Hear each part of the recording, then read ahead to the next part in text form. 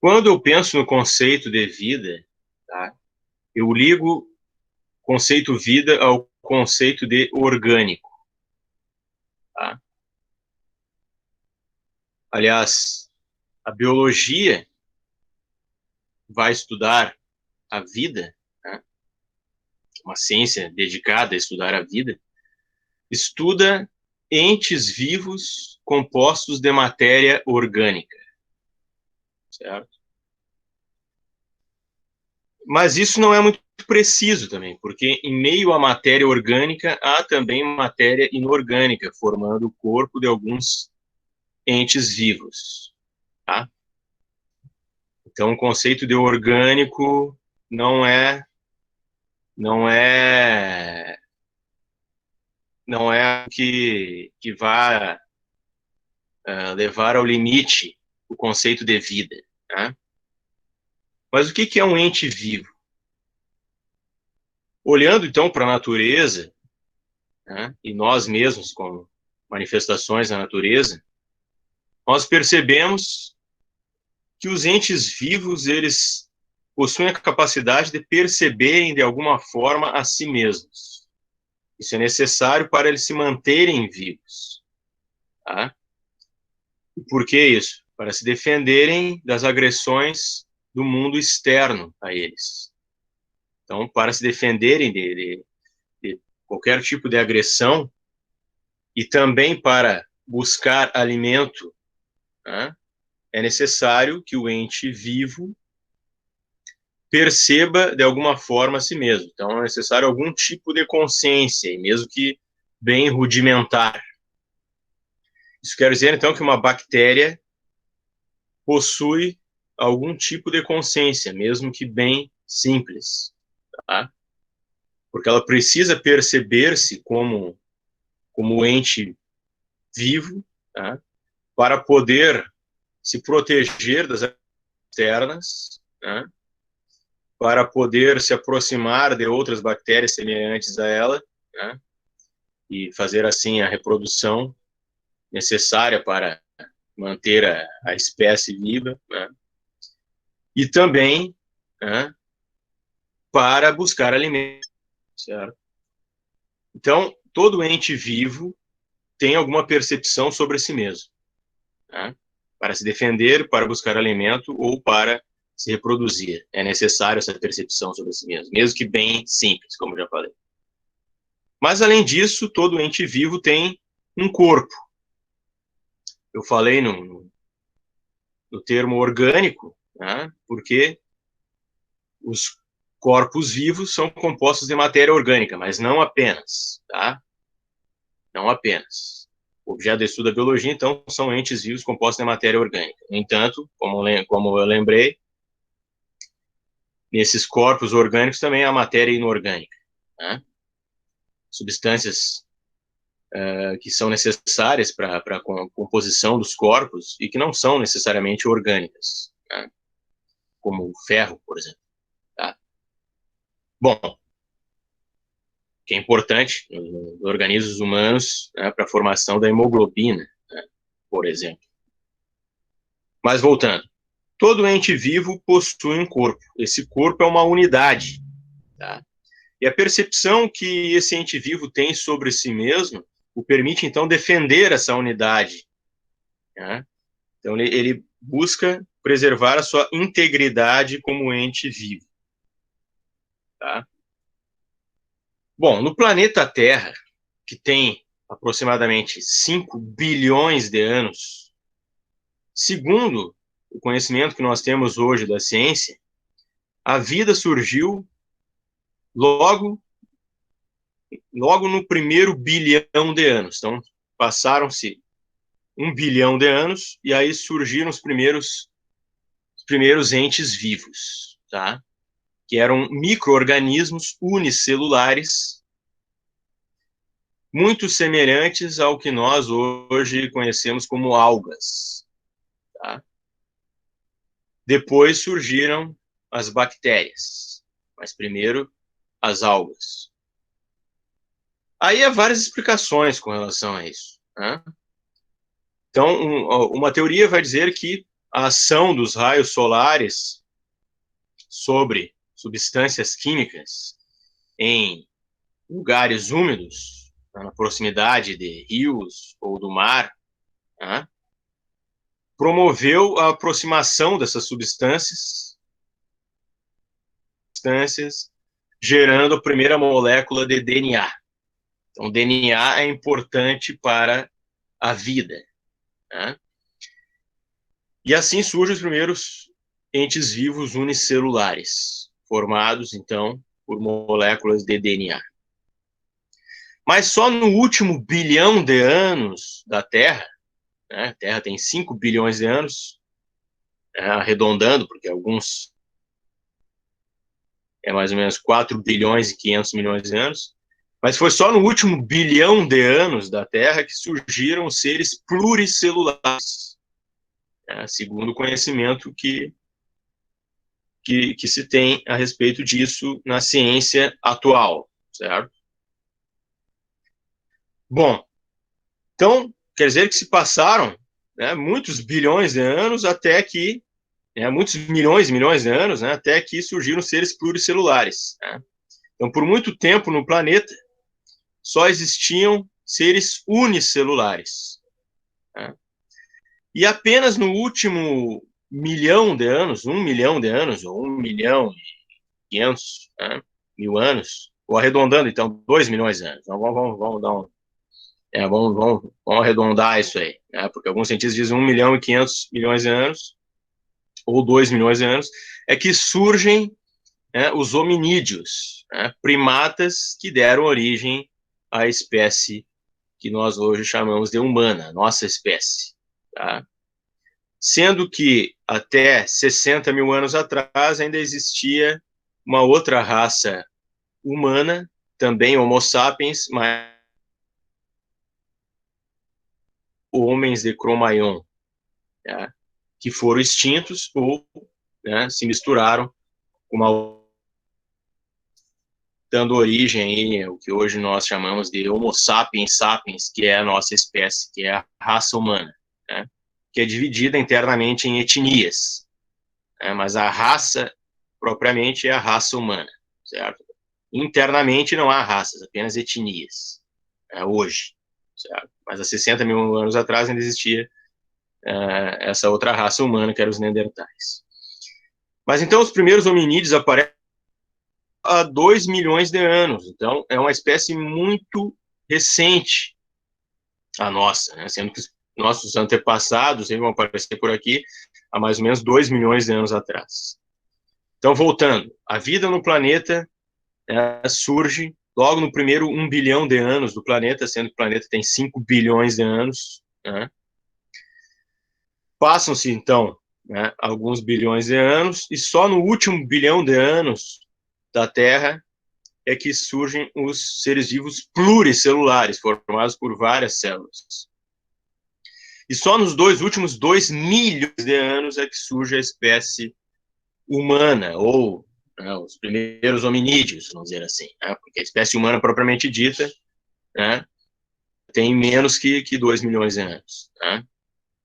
Mas vamos aí dizer que há 2 milhões de anos atrás surgem os primeiros hominídeos que dão origem.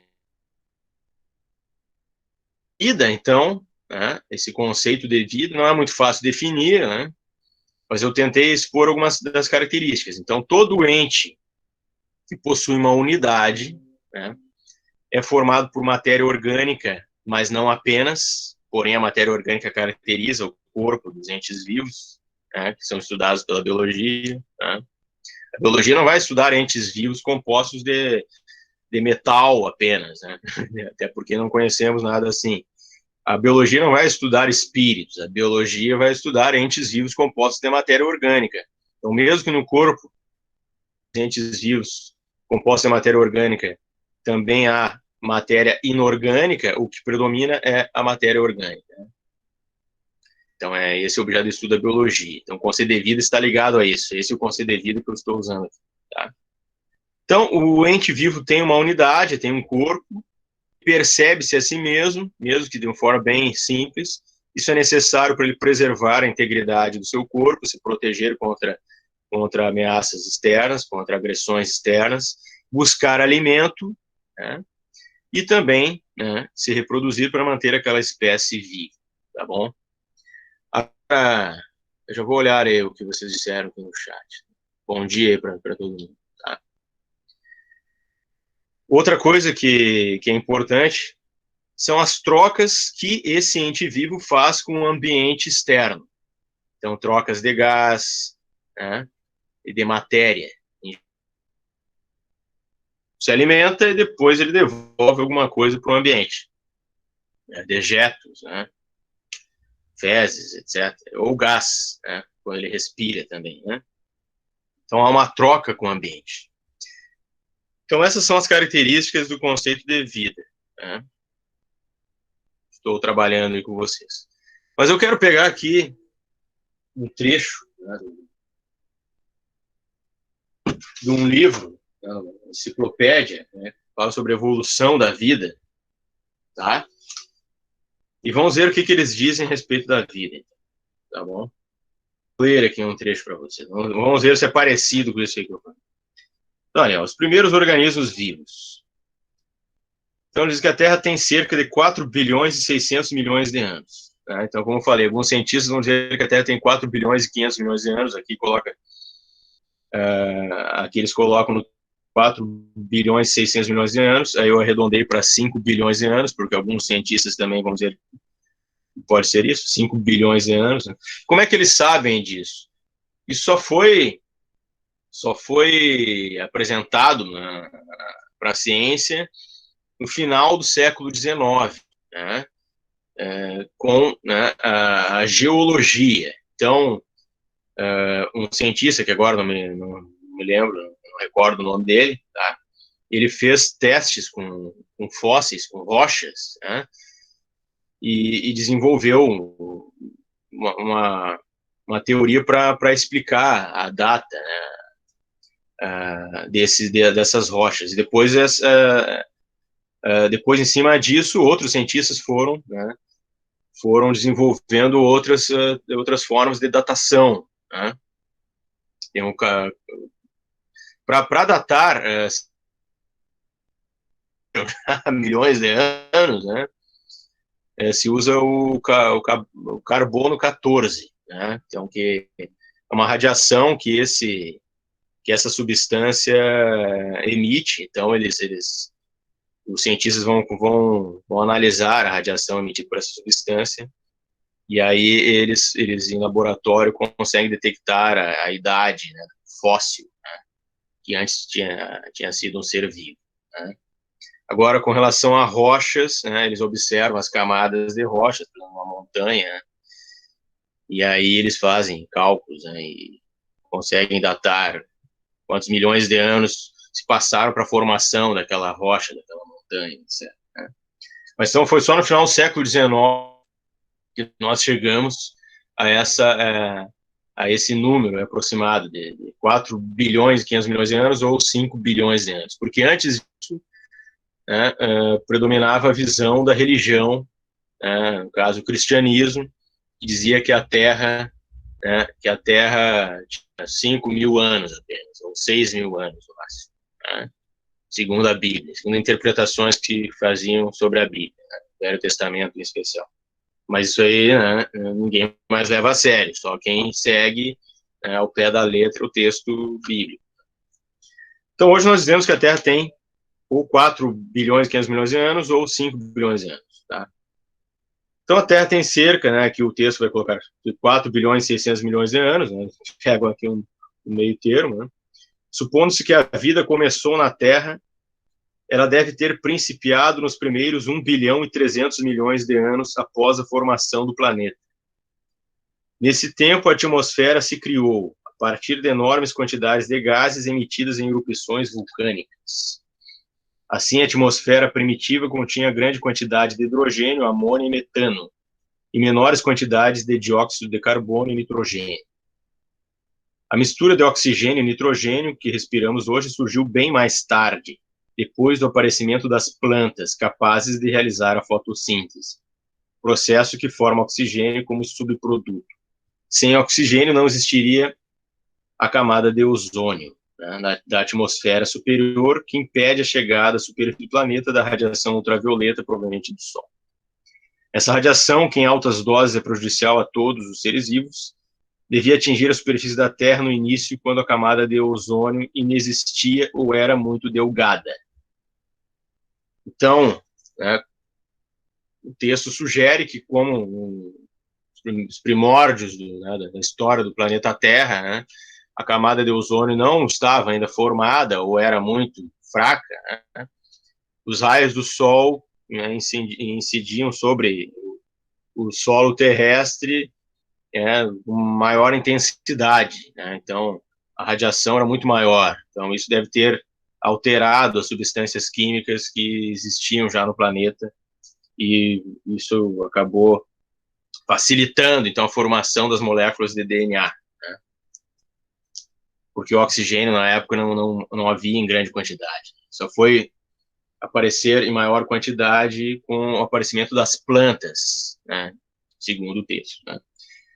Depois, a criação da vida. As descargas de relâmpagos e a radiação ultravioleta proporcionavam energia suficiente para que as substâncias relativamente simples da atmosfera se combinassem e se transformassem em moléculas orgânicas mais complexas. Tá? Algumas dessas moléculas são consideradas como os componentes primários, substâncias pré-bióticas, a partir das quais a vida se desenvolveu mais tarde. Então, como se fosse um laboratório, né? Como se fosse um laboratório a céu aberto, né, do planeta. Já se conseguiu o efeito semelhante em laboratório, com a emissão de descargas de alta voltagem em misturas de gases tidos como semelhantes aos da atmosfera primitiva da Terra.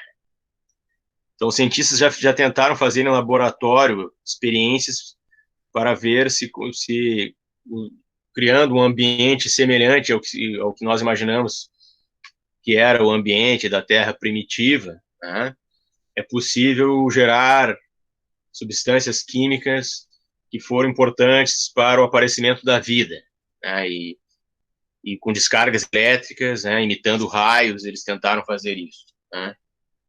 E aí, o que o texto diz? Várias moléculas que foram produzidas nessas experiências poderiam ser definidas como pré-bióticas, então eles conseguiram fazer isso, pois são encontradas tanto em proteínas quanto em ácidos nucleicos, DNA, os quais são os dois componentes fundamentais de qualquer organismo vivo. Tá? Bom, segundo suposição, depois de formadas na atmosfera da Terra primitiva, substâncias pré-bióticas dissolveram-se nos oceanos, transformando-os num caldo ralo. Pessoal, eu não estou ouvindo vocês, tá? Só vou avisar aí. É que eu tava com o som aqui ligado. Não sei se alguém falou alguma coisa, tá bom? Eu vou desligar esse som aqui, tá ligado? Ninguém falou nada, né? Eu acho, né? Espero. Eu estava com o som desligado, tá? Agora sim, se vocês quiserem falar alguma coisa, podem falar. Se tem alguma pergunta, pessoal? Continuando. Então, essas substâncias probióticas, né? Que foram as primeiras, então, pré-bióticas, na verdade, né? O livro aqui está com a página meio colada, tá? Pré-bióticas, né? Que foram, então, as primeiras substâncias que se formaram pela ação de raios, né, descarga elétrica e também, né, dos raios solares, né? Essas substâncias pré-bióticas importantes para a formação das moléculas de DNA, né, elas depois se misturaram, então, em oceanos, né, e mares em geral, né. As fases seguintes da sequência são também suposições. Em primeiro lugar, o material pré-biótico ter-se-ia concentrado mais e, em seguida, combinado para formar proteínas e ácidos nucleicos. Quando em solução aquosa úmida, né, as moléculas das substâncias que provavelmente estiveram presentes nos oceanos primitivos formam aglomerados envolvidos por uma membrana. E aí já começa um princípio, né, de célula, né? Então, aquilo que eu falei da unidade, o corpo tem uma unidade, certo? Tem uma forma, uma unidade. A membrana envolve, né, essas substâncias químicas aí primordiais. Isso já é um princípio de uma célula, de uma unidade, de um corpo, certo?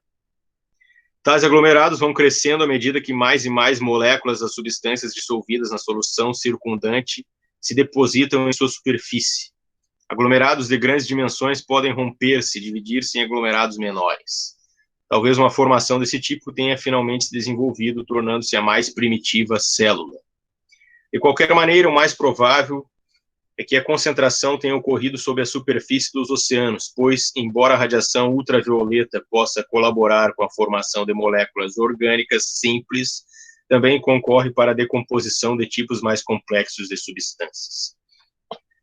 Então, aqui, o que o texto está dizendo, né, que essas moléculas aí precisavam estar protegidas de alguma forma, provavelmente nos oceanos, tão distantes dos raios solares diretos, né, porque eles podem também destruir essas moléculas, embora também, por outro lado, sejam importantes para a formação de outras, né.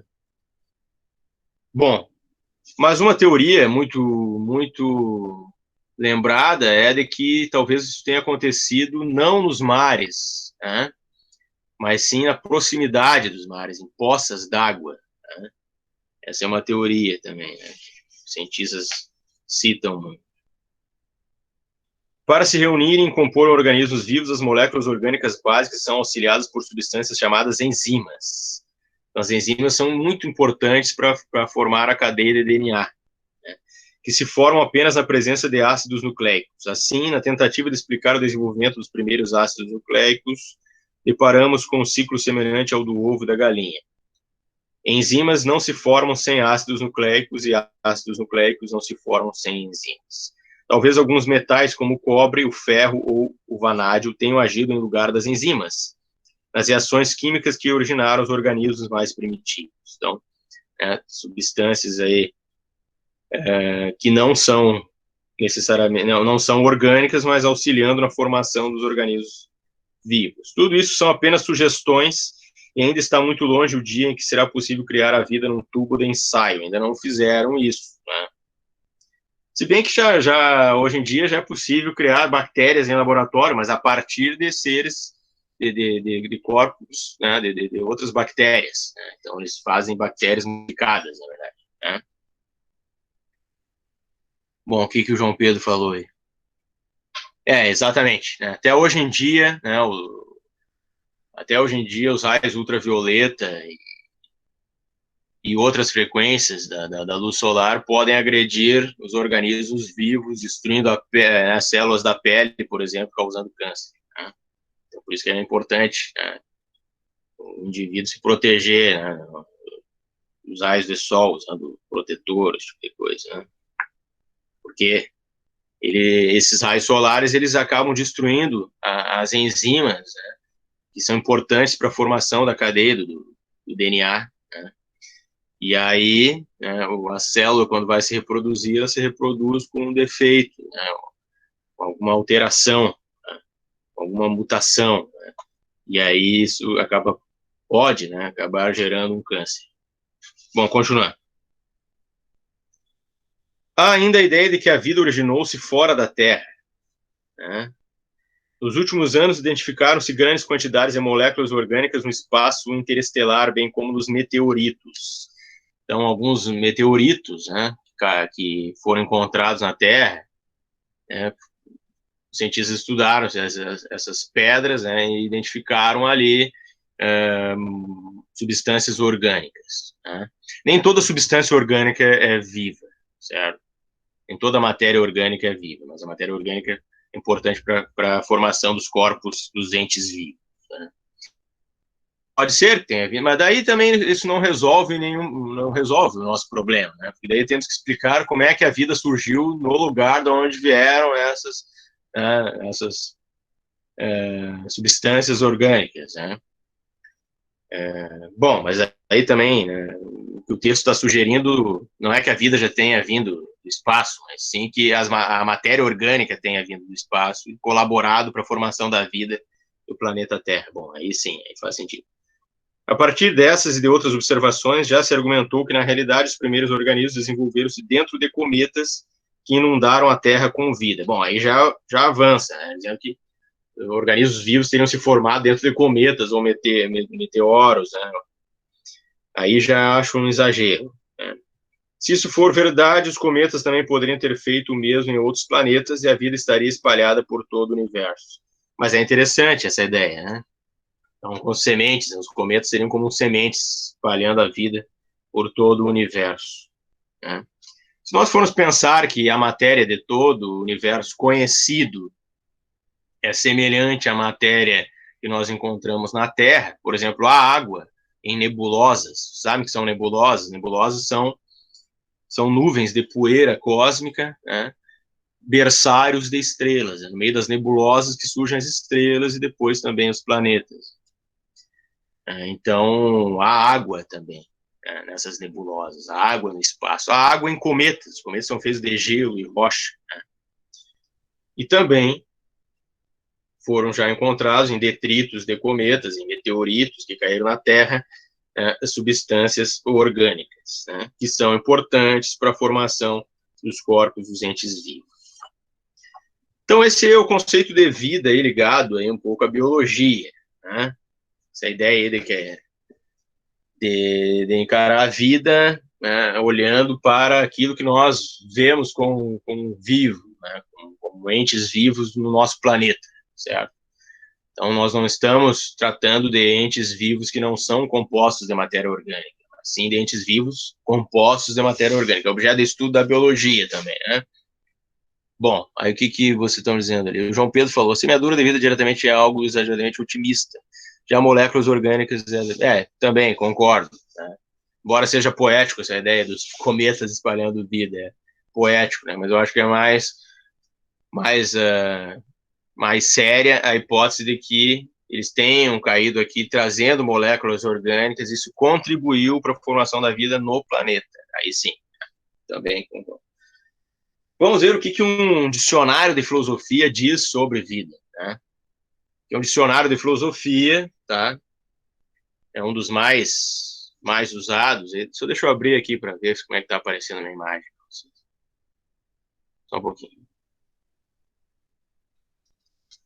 Tá, que é o Nicola Bagnano, tá bom? Então, vamos ver como é que esse dicionário trabalha o conceito de vida.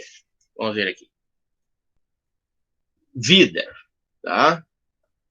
Aí mostra, né, como é que é pronunciado em latim, né? Vitae, vita, né? Então em inglês life, né? E por aí vai. Também em grego ali, né?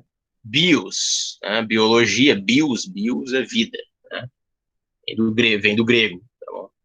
Então, vida, característica que tem, ó, vida, característica que tem certos fenômenos de se produzirem ou se regerem por si mesmos, ou a totalidade de tais fenômenos. Bom, aí isso está próximo daquela noção, né, que eu apresentei para vocês no início, ali, de que o ente vivo percebe a si mesmo, se protege, busca alimento, troca matéria,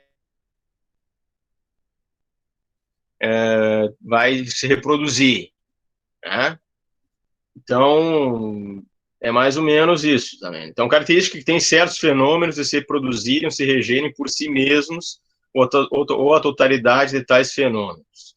Mas é um pouco exagerado dizer que eles se produzem a si mesmos, né?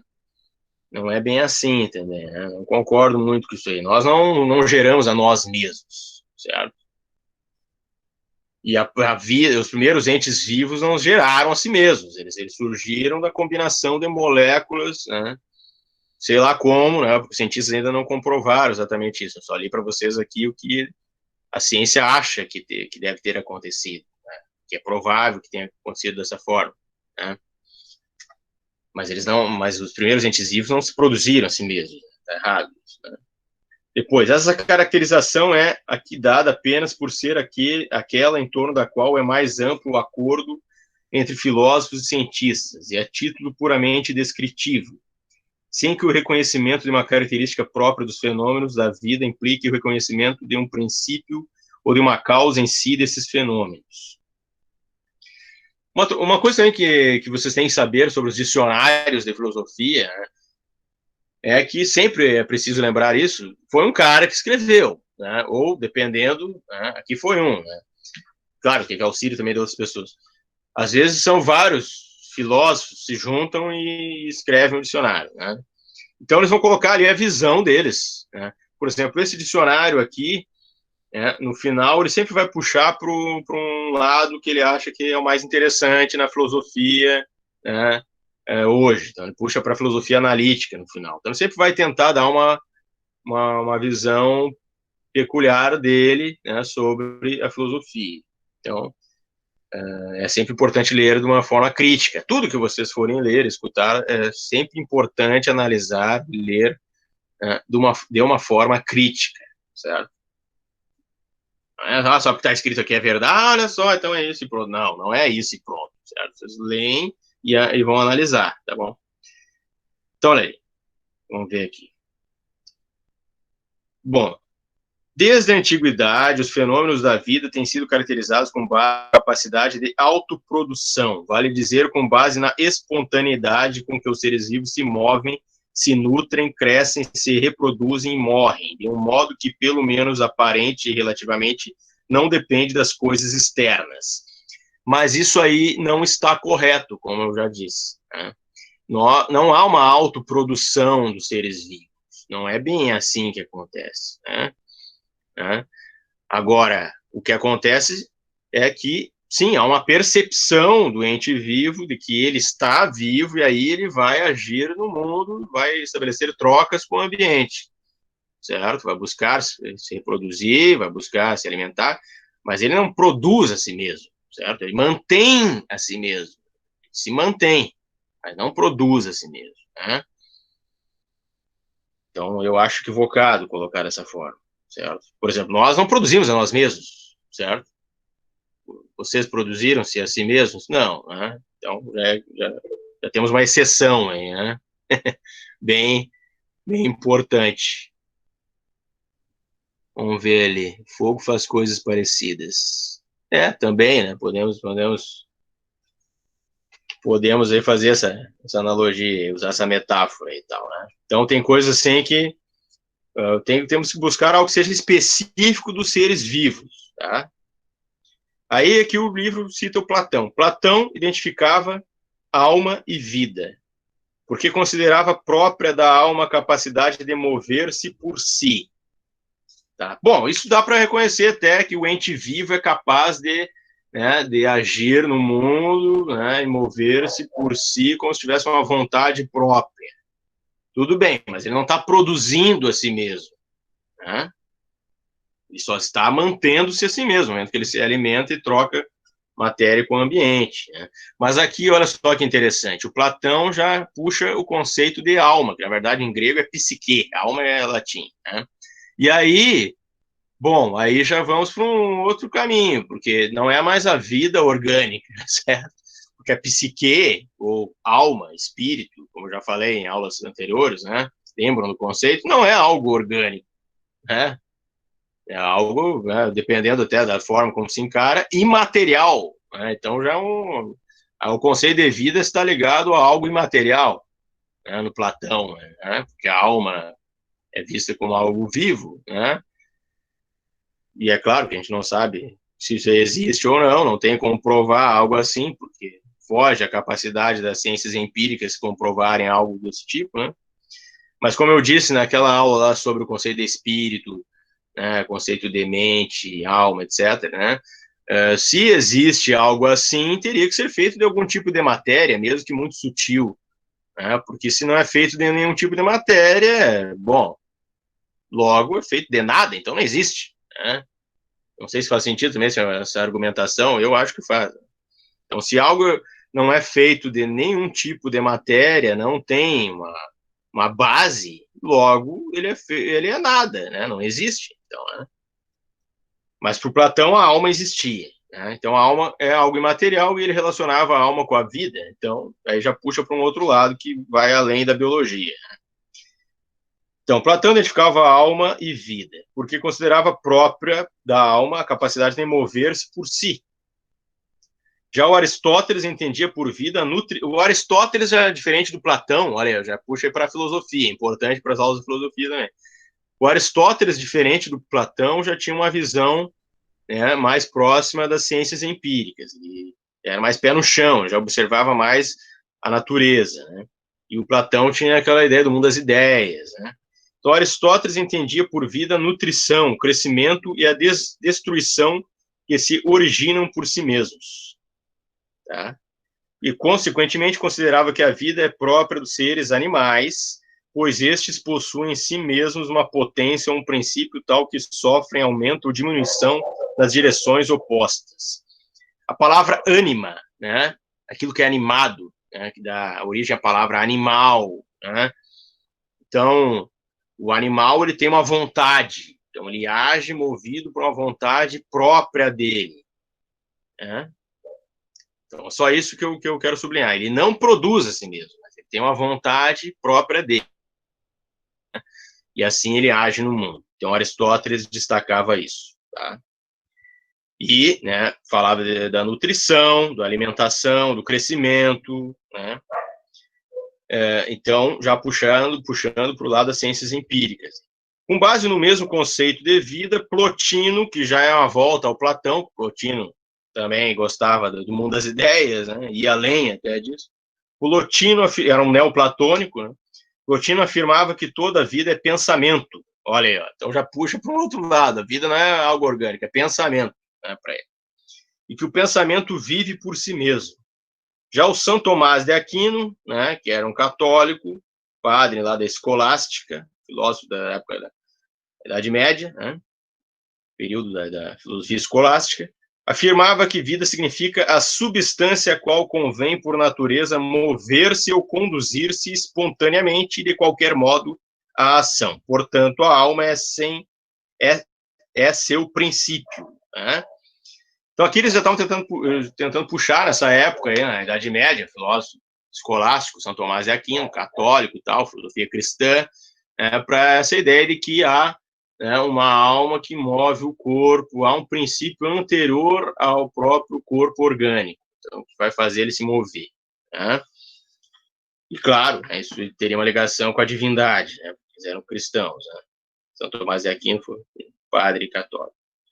Quando, com Descartes e Hobbes, surgiu o conceito mecanicista da vida e começou-se a comparar o homem, em geral, o organismo vivo, a uma máquina bem montada, o conceito de vida não mudou, visto que a hipótese mecanicista era inspirada aos filósofos exatamente pela crença de que os autômatos podem mover-se por si. O que se negava neste caso era a identidade entre alma e vida. Assim, considerava-se possível que a mesma matéria corpórea, em certas formas de organização, teria condições de mover-se ou de desenvolver-se por si. A disputa entre vitalismo e mecanicismo versa sobre o seguinte: o mecanicismo afirma que a vida é devida a certa organização físico-química da matéria corpórea, enquanto o vitalismo considera que essa organização não é o suficiente, e que a vida depende de um princípio da natureza espiritual, que é, por exemplo, a arqué, né, ou arqueus, a natureza plástica, o elan vital, etc. Né? Eu vou puxar aqui o final, vamos ver como é que evolui aqui no dicionário o conceito de vida, né, na parte final. Aqui, ó, que é já o final do texto. Mas, apesar de serem quase unânimes as opiniões em torno do conceito de autorregulação, este dificilmente poderia ser considerado uma caracterização suficiente dos fenômenos vitais em todos os casos. Por um lado, realmente, em certos extremos da escala biológica, por exemplo, o vírus é um problema, né? Porque o vírus, o que é o vírus? O vírus, quando está fora de um organismo vivo, ele não age como se estivesse vivo, né? Ele parece que fica cristalizado. Ele só começa a se mover quando ele entra em um organismo vivo, em um hospedeiro, né? Como se fosse um parasita. Fora do organismo vivo, não faz nada, é imóvel, né? Quando ele entra num organismo vivo, ele vai infectar as células desse organismo, ou algumas células específicas, e vai usar aí o DNA ou o RNA dessas células para se multiplicar, para se reproduzir. E aí em grande quantidade, muitas vezes, né? Mas fora do organismo, ele não está. Então, o vírus é algo estranho, né? Então, não é possível afirmar que se trate de corpos vivos ou não. Em vista disso, já houve quem considerasse sem sentido o uso da palavra vida para referir-se aos sistemas situados na zona limítrofe, né, como o vírus, está na zona limítrofe.